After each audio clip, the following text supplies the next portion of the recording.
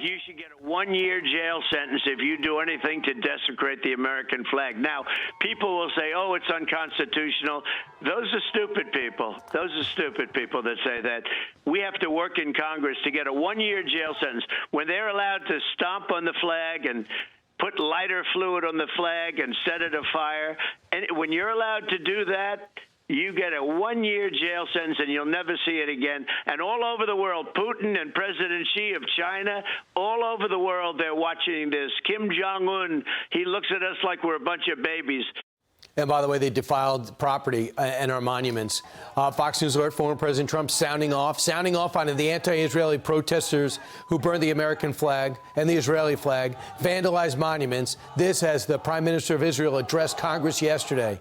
And the Israeli Prime Minister is set to meet with President Biden today and a little bit later with Vice President Kamala Harris. Then he'll meet with Trump at Mar-a-Lago tomorrow. Senator John Kennedy joins us now. Senator, I love that speech. Powerful, direct, easy to understand. Made you understand who the good guys were. What was it like in the government? Well, there were some things that went on in the gallery that were disgraceful.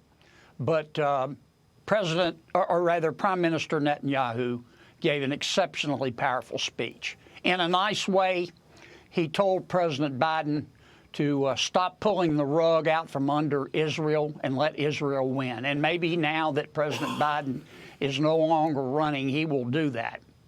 I don't hate President Biden. I don't hate anyone, but I think President Biden and Vice President Harris is stumbling and fumbling with respect to Israel is one of the reasons that President Biden got out of the race.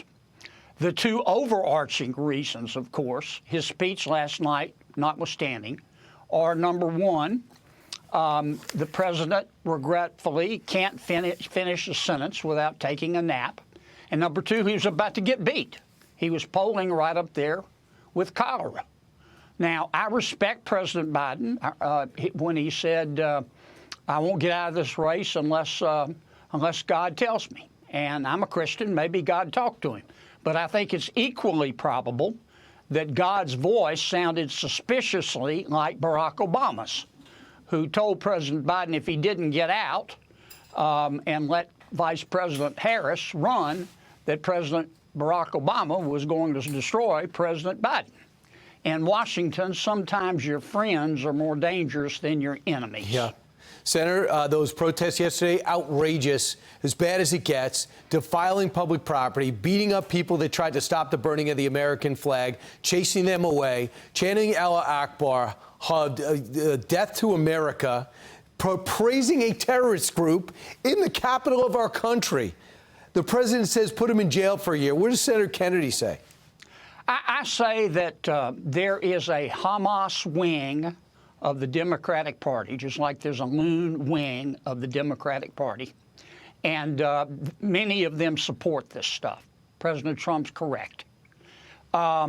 Here's the bottom line. Hamas is backed by Iran.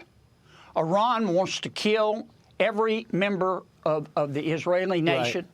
Iran wants to kill every American. They want to hurt us both the entire time we're dying, and then they want to drink our blood out of a boot. We have to beat them. And yeah, first we got to stop financing them. That would certainly help. Crack down on their nuclear program. Stop letting them sell their oil. Senator, we have so much to talk about, but I also know this is important. Senator Durbin says that Congress has a responsibility to get to the bottom of the Secret Service how they failed to protect President Trump. It seems to be bipartisan. They announced a joint Judiciary Committee classified briefing. So it'll be a hearing on the Trump assassination attempt. It's on you're on the Senate Judiciary Committee. When is this going to happen? What questions do you have? I'm going to chase our witnesses like they stole Christmas. I'm going to do everything in my power to get to the bottom of it. So far, we think that the shooter may not have been left wing or right wing, but a broken wing. But that's no excuse. There were huge lapses by Secret Service. We need, as head of our Secret Service, a wolf. We had a poodle. She resigned. That's good, but she's going to be back in front of us. Yeah, she resigned. We got some information from the FBI, but you know where we're getting most of our information from? Reporters. Exactly. Reporters, witnesses, people that went there, cell phone video. We're ahead of the FBI director or what he wants to tell us. Please let them know we're not waiting for the investigation, but I look forward to it. And am I encouraged that it seems to be bipartisan? Senator, thanks so much. Always great to talk to you. I'm Steve Doocy. I'm Brian Kilmeade. And I'm Ainsley Earhart. And click here to subscribe to the Fox News YouTube page to catch our hottest interviews and most compelling analysis.